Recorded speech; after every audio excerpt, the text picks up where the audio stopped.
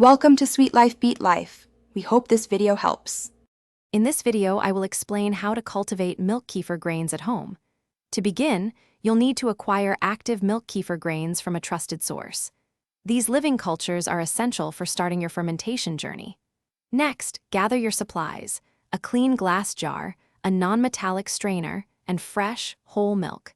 Ensure all your equipment is thoroughly clean to prevent contamination and support healthy grain growth. This preparation sets the stage for successful kefir production.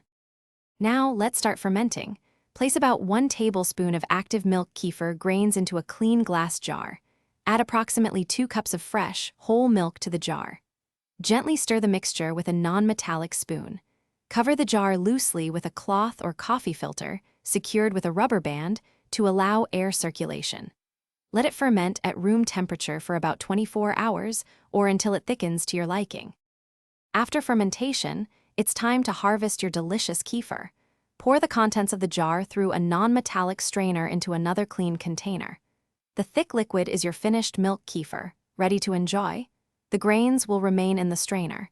Immediately place these separated grains into a new batch of fresh milk to begin the next fermentation cycle. Store your finished kefir in the refrigerator, where it will stay fresh for up to 1 week.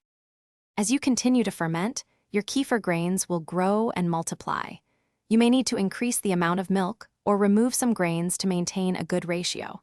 If your grains appear slimy or have residue, you can gently rinse them with non-chlorinated water. For a break from daily fermentation, place your grains in fresh milk in the refrigerator for up to 1 week.